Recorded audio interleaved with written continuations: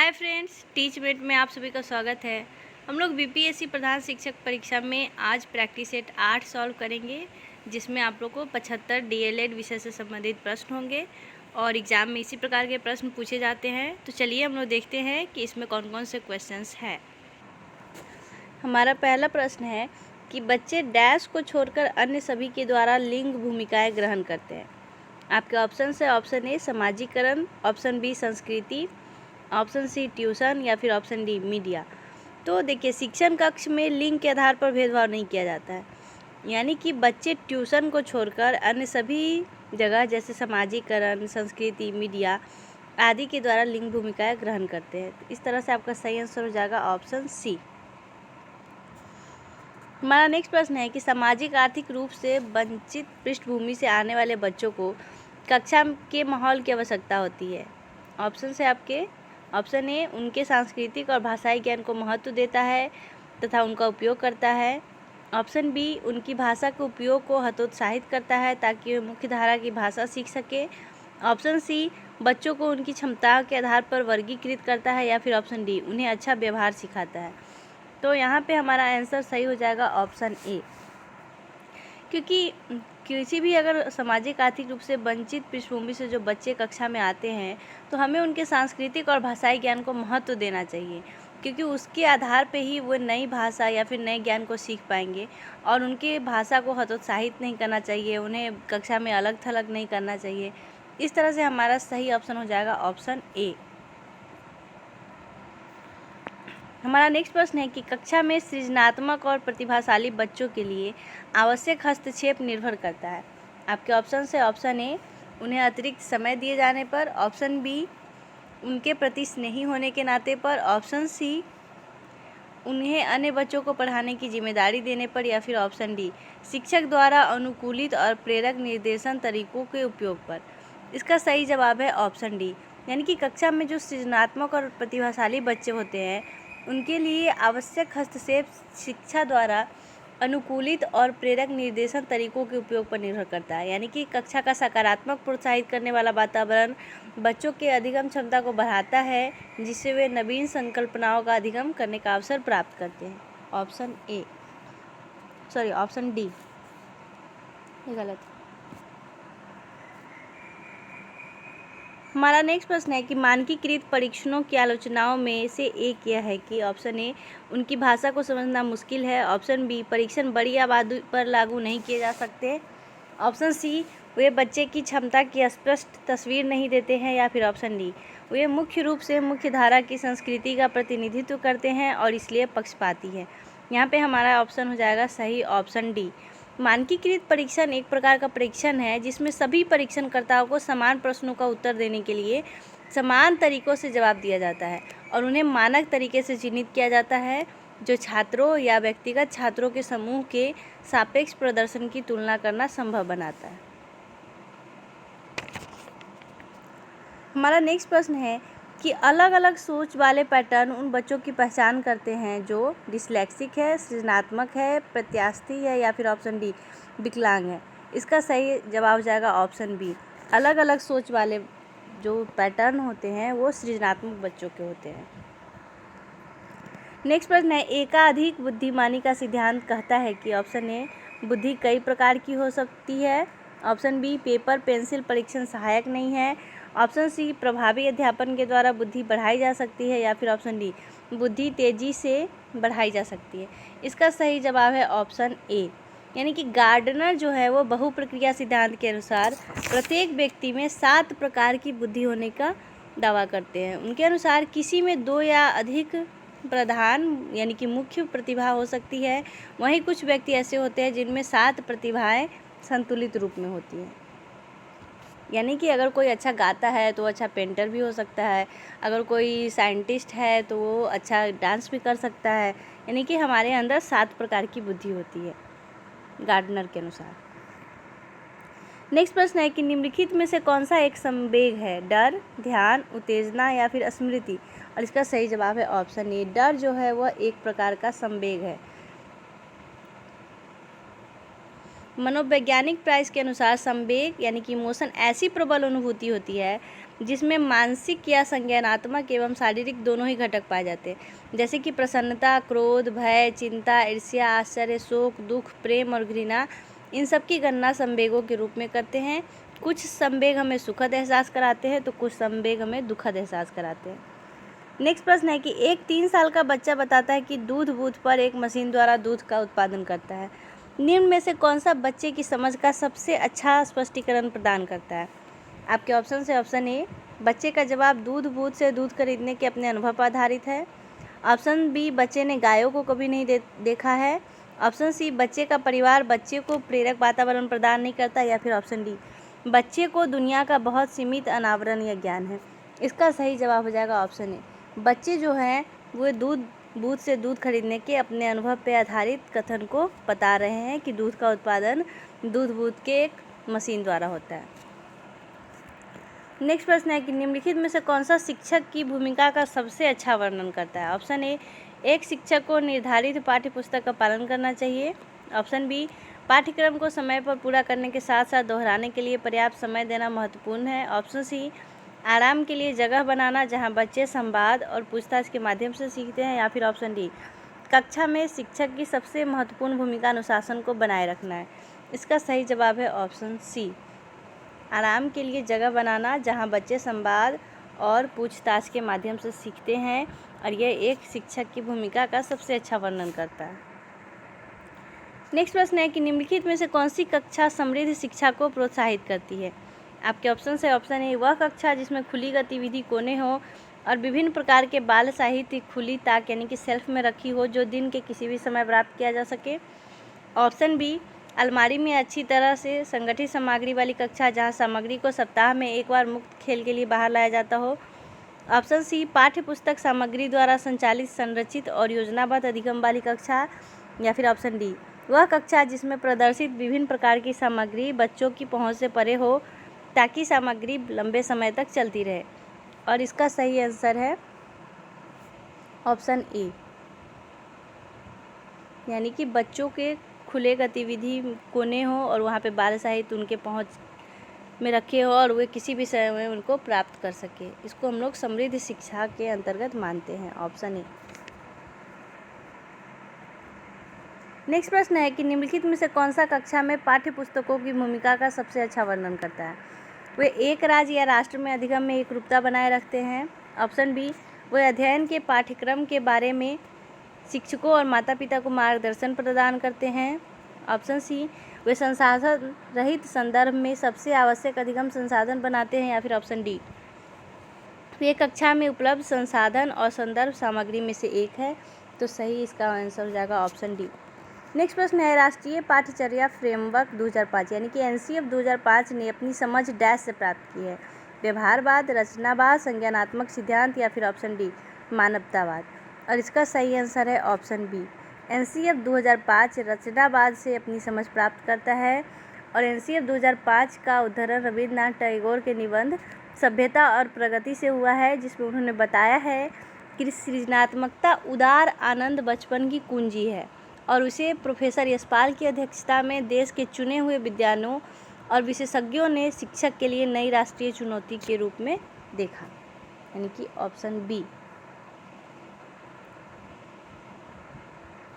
हमारा नेक्स्ट प्रश्न है कि कक्षा में बच्चों को प्रेरित समझा जा सकता है यदि वे कक्षा में अनुशासन बनाए रखते हैं, वे सभी उपस्थिति में नियमित है, वे शिक्षक से स्पष्टीकरण प्राप्त करने के लिए प्रश्न पूछते हैं। या फिर ऑप्शन डी, वे अच्छी तरह से वर्दी पहने स्कूल में आते हैं। तो कक्षा में हम उसी बच्चे को प्रेरित समझ सकते हैं जो शिक्षक से अगर कुछ नहीं समझ में आए तो उनके स्पष्टीकरण के लिए वे प्रश्न पूछते हैं, यानी कि ऑप्शन सी।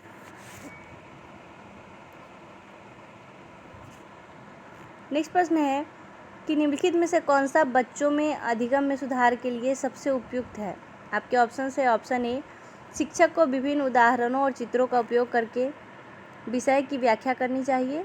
ऑप्शन बी, कक्षा में सभी प्रकार की शिक्षण सामग्री होनी चाहिए। ऑप्शन सी, शिक्षक को वास्तविक जीवन स्थितियों और बच्चों को एक दूसरे के साथ बातचीत करने में मदद करनी चाहिए। या फिर ऑप्शन डी, नियमित मूल्यांकन परीक्षा आयोजित की जानी चाहिए। इसका सही जवाब है ऑप्शन सी, टीचर जो है वो जितना ज़्यादा वास्तविक जीवन की स्थिति पर बच्चों के साथ बातचीत करेंगे बच्चों का सीखने में उतना अधिक मन लगेगा और वे बहुत अच्छी तरह से सीख पाएंगे। Option C. नेक्स्ट प्रश्न है कि अनुशासन जो अधिगम वातावरण में एक महत्वपूर्ण भूमिका निभाता है, किस तरह की मदद करता है? ऑप्शन ए चुप्पी साधे रहने के लिए, ऑप्शन बी शिक्षकों को निर्देश देने में, ऑप्शन सी बच्चों को उनके पाठ रटकर याद करने में, या फिर ऑप्शन डी बच्चों को अपनी शिक्षा को विनियमित और मॉनिटर करने के लिए। आप लोग कमेंट बॉक्स में आंसर ज़रूर बताइएगा कि आप लोग को कितने मार्क्स आ रहे हैं 75 प्रश्न में। और आप लोग ये वीडियो देख रहे हैं मतलब अधिकतर लोग टीचर होंगे, तो इस तरह से आप लोग के लिए और इम्पोर्टेंट है कि आपके हिसाब से अनुशासन जो है वो अधिगम वातावरण में कैसे महत्वपूर्ण भूमिका निभाता है। आप अपने अपने बात को कमेंट बॉक्स में रख सकते हैं कि आपके हिसाब से क्या सही है और क्या सही होना चाहिए। लेकिन इस प्रश्न के हिसाब से ऑप्शन डी बिल्कुल सही है कि बच्चों को अपनी शिक्षा को विनियमित और मॉनिटर करने के लिए कक्षा में अनुशासन होना इम्पोर्टेंट है। नेक्स्ट प्रश्न है कि शिक्षक सीखने के लिए मूल्यांकन और सीखने के मूल्यांकन दोनों का उपयोग कर सकते हैं। आपके ऑप्शन है, ऑप्शन ए बच्चों को सीखने की ज़रूरतों को जानने में और तदनुसार शिक्षण रणनीति का चयन करने में, ऑप्शन बी आवधिक अंतरालों पर बच्चों के प्रदर्शन का आकलन करने और उसके प्रदर्शन को प्रमाणित करने में, ऑप्शन सी बच्चों की प्रगति की निगरानी करने और उनके सीखने के अंतराल को भरने के लिए उचित लक्ष्य निर्धारित करने में, या फिर ऑप्शन डी बच्चों की प्रगति और उपलब्धि स्तर को जानने में। और इसका सही जवाब है ऑप्शन डी बच्चों की प्रगति और उपलब्धि स्तर को जानने में शिक्षक सीखने के लिए मूल्यांकन और सीखने के मूल्यांकन दोनों का उपयोग कर सकते हैं। हमारा नेक्स्ट प्रश्न है कि निम्नलिखित में से कौन सा कथन पियाजे के सिद्धांत के अनुसार कहा नहीं जा सकता? ऑप्शन ए बच्चे अपनी दुनिया के बारे में ज्ञान का निर्माण और उपयोग करते हैं, ऑप्शन बी निरंतर अभ्यास से अधिगम होता है, ऑप्शन सी बच्चे अपने पर्यावरण पर क्रिया करते हैं, या फिर ऑप्शन डी विकास गुणात्मक चरणों में होता है। इसका सही आंसर है ऑप्शन बी निरंतर अभ्यास से अधिगम होता है। ऐसा पियाजे के सिद्धांत के अनुसार कहा नहीं जा सकता। बाकी ऑप्शन ए, सी और डी पियाजे के सिद्धांत के अनुसार से बिल्कुल सही है। नेक्स्ट प्रश्न है कि निम्नलिखित में से कौन सी पूर्व संक्रियात्मक विचार की एक सीमा नहीं है? ऑप्शन ए प्रतीकात्मक विचार का विकास, ऑप्शन बी अहम मान्यता, ऑप्शन सी अनुत्क्रमणीयता, या फिर ऑप्शन डी ध्यान केंद्रित करने की प्रवृत्ति।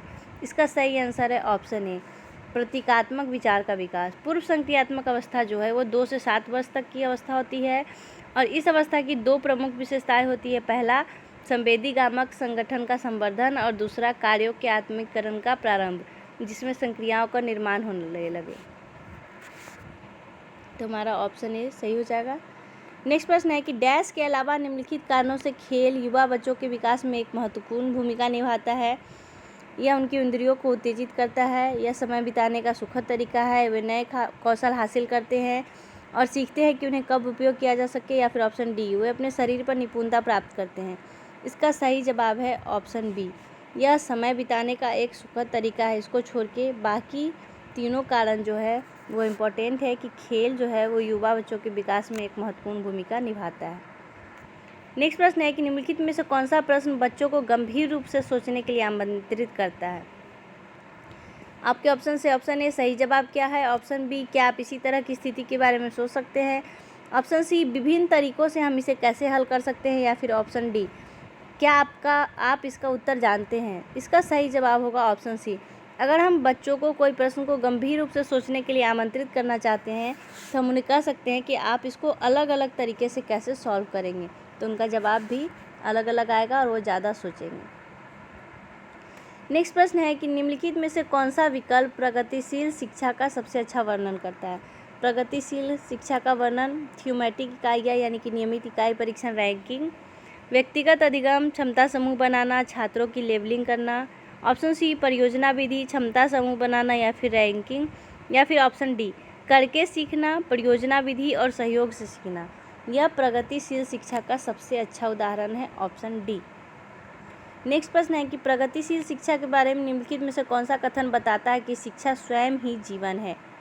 और इसके अनुसार से ऑप्शन बी बिल्कुल सही हो जाएगा। स्कूलों में शिक्षा सामाजिक और प्राकृतिक दुनिया को प्रतिबिंबित करे। नेक्स्ट प्रश्न है कि कोलवर के सिद्धांत के योगदान के रूप में निम्न में से किसे माना जा सकता है? ऑप्शन ए इस सिद्धांत में विस्तृत परीक्षण प्रक्रियाएं हैं। ऑप्शन बी, यह नैतिक तर्क और कार्यवाही के बीच एक स्पष्ट संबंध स्थापित करता है।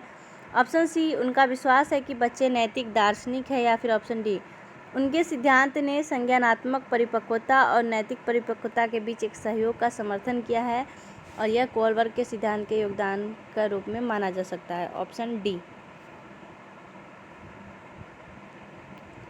नेक्स्ट प्रश्न है कि निकटवर्ती विकास का क्षेत्र किसे संबंधित करता है।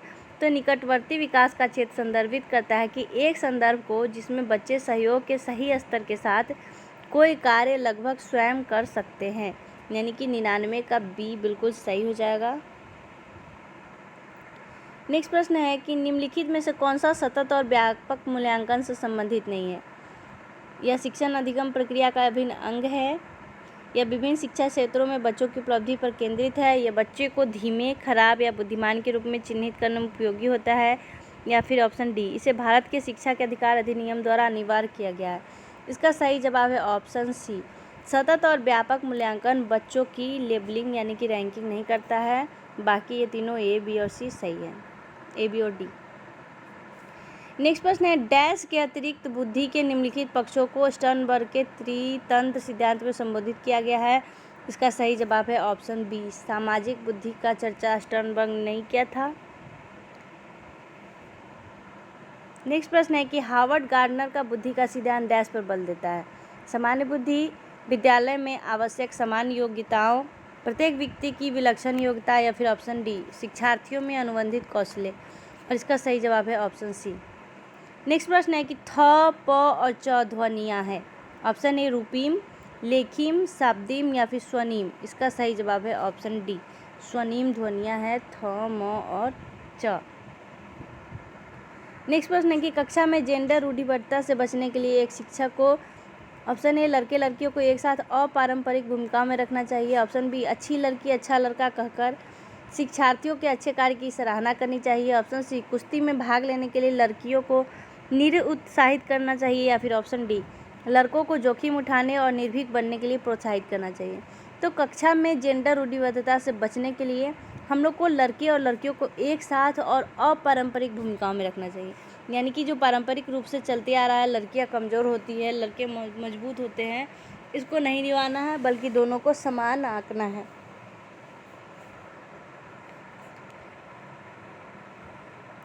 नेक्स्ट प्रश्न है कि विद्यालय को किसके लिए व्यक्तिगत भिन्नताओं को पूरा करना चाहिए। इसका सही जवाब है ऑप्शन सी, यह समझने के लिए कि क्यों शिक्षार्थी सीखने के योग्य या अयोग्य है। नेक्स्ट प्रश्न है कि शिक्षार्थियों में व्यक्तिगत भिन्नताओं को संबोधित करने के लिए विद्यालय किस प्रकार का उपलब्ध करवा सकता है सहायता। और इसका सही जवाब है ऑप्शन ए, बाल केंद्रित पाठ्यचर्या का पालन करना और शिक्षार्थियों को सीखने के अनेक अवसर उपलब्ध कराना। Option A. नेक्स्ट प्रश्न है कि सतत और व्यापक मूल्यांकन डैश पर बल देता है। सीखने को सुनिश्चित करने के लिए व्यापक स्केल पर निरंतर परीक्षण।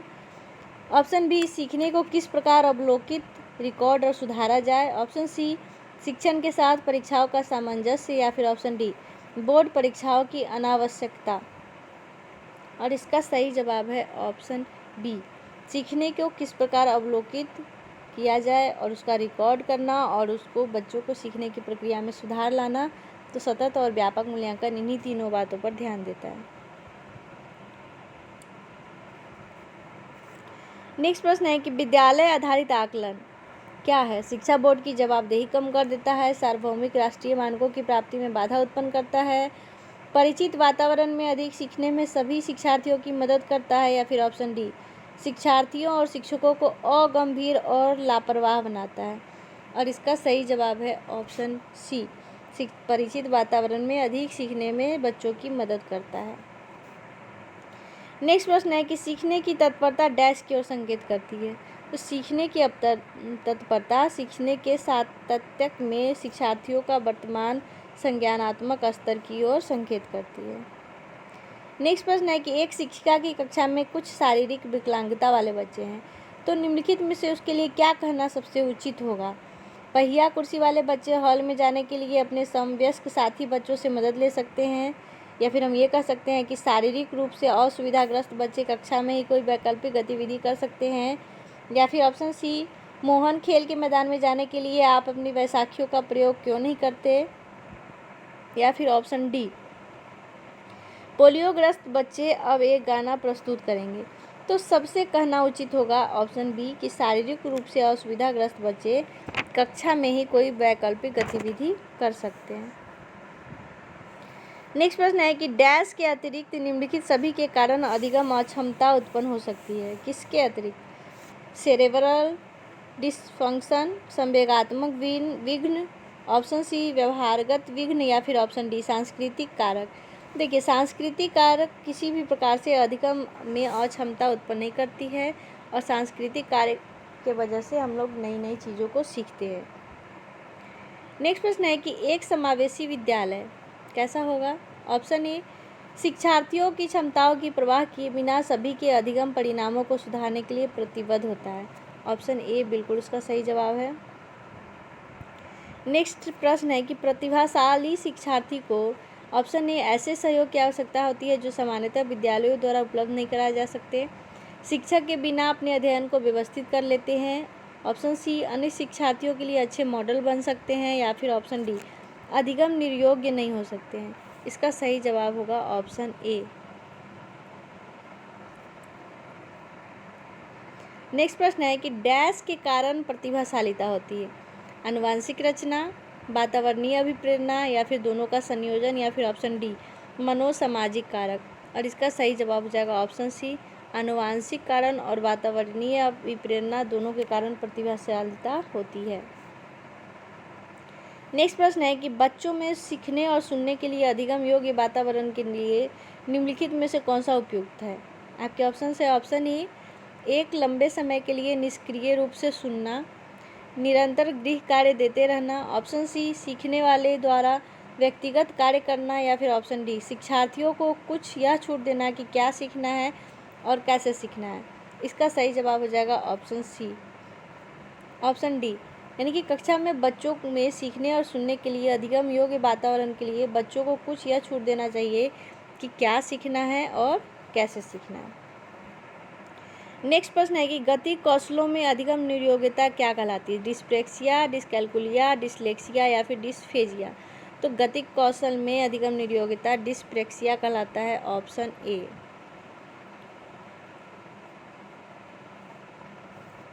हमारा नेक्स्ट प्रश्न है अधिगम निर्योग्यता एक स्थिर अवस्था है, एक चर अवस्था है, जरूरी नहीं कि कार्य पद्धति की हानि करे, या फिर ऑप्शन डी, समुचित निवेश के साथ सुधार योग्य नहीं होती। अधिगम निर्योग्यता जो है वह एक चर अवस्था है। देखिए, अधिगम विकृति का संबंध सीखने में होने वाली अक्षमता से है और यह अक्षमता कई प्रकार के कौशलों और संज्ञानात्मक विकास से संबंधित हो सकती है। जब कोई बच्चा पढ़ाई लिखाई में पिछड़ा हुआ पाया जाता है तो उसका यह पिछड़ना सामान्य नहीं होता, बल्कि उसके इस पिछड़ने को सार्थक रूप में निम्न स्तर प्रदर्शनी की श्रेणी में रखा जा सकता है। तब कहा जा सकता है कि बालक अधिगम विकृति यानी कि लर्निंग डिसऑर्डर की समस्या उत्पन्न हो गई है।